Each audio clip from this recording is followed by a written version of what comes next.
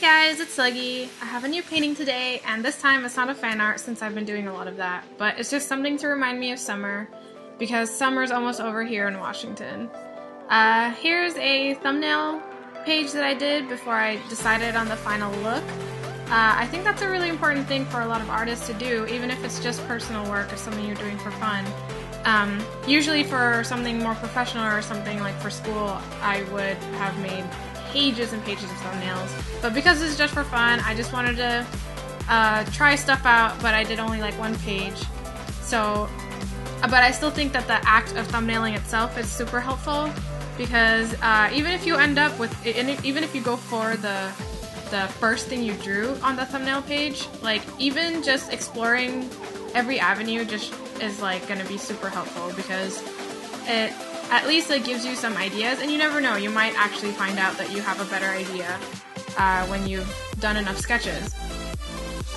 So yeah, here I'm just perfecting her pose, like being super nitpicky about it, because you know I have the thumbnail I did in the background there to give me some guidance, but here I'm just like seriously like moving every little thing around until I'm happy with it.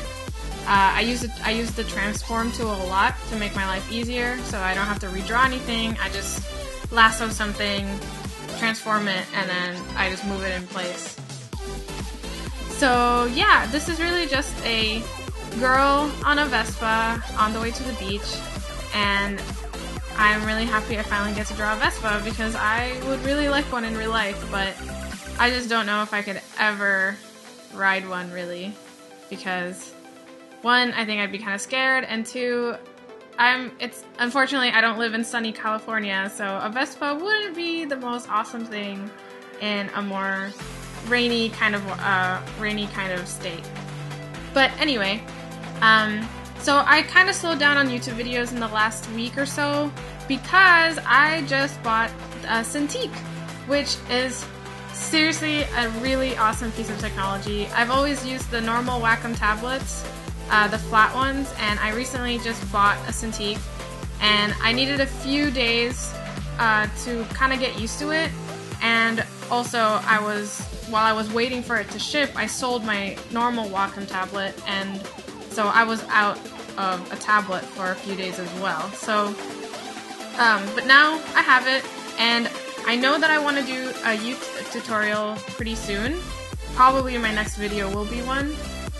But I wanted to do one more time-lapse video just because I wanted to do something to help me get used to the Cintiq pretty much. Like, I wanted to practice with it first before I go and make a tutorial, and then like I'm bumbling around the tutorial because I'm not used to the Cintiq yet.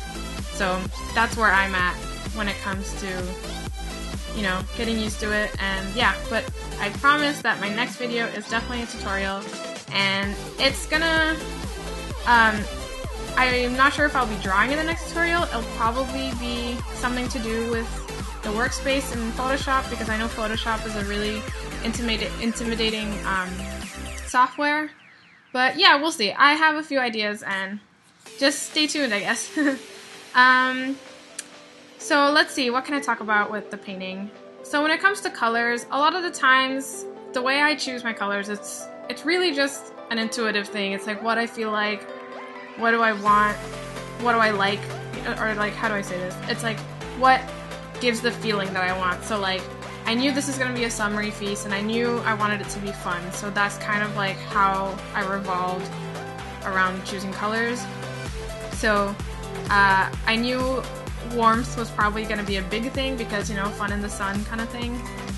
So generally the image is mostly warm, but that can get really boring, so I wanted to give her a cool colored bathing suit because I wanted her to stand out. And then she has also some, you know, cooler accessories, because I didn't want it to just all be warm and all be red or orange. But in general, that's kind of the way I went. And for this image, since I don't really have a background, I just have to make sure that anything that's not the background obviously is readable or is contrasting against that yellow background. So I'm making sure that obviously her skin and pretty much almost everything in this image is darker than the background, because I don't want anything to get lost into the background. But yeah, maybe some things I was keeping in mind in this image too was differences in material. So her hair, for example, doesn't look like it's not the same way I painted the Vespa, because the Vespa is supposed to be shiny, so I tried to make it look shiny, and then the towel is supposed to be fuzzy, so I left it that way. So yeah, just keeping things in mind like that. So making sure that, you know, the Vespa looks like it's the shiny chrome.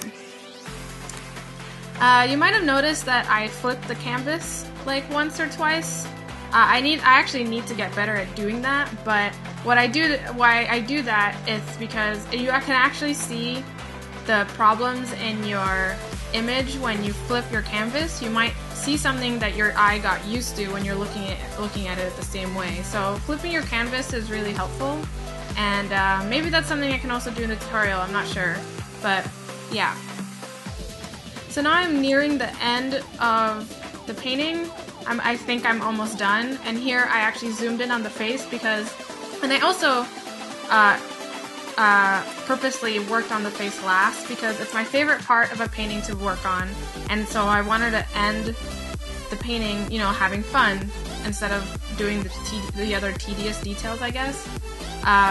And also, the face is also one of the most important parts. It's because it's my focal point, so that's where I'm going to spend the most time, and it's the one where I'm actually going to zoom in and work on a lot of detail. So that's why I focus on the face there. But after this, I'm pretty much just going to be working on the background because I called it done. And yeah, so thanks again for watching, guys, and this is my final painting. I tried to put a sun there, but I decided I didn't like it. But yeah, thanks for watching!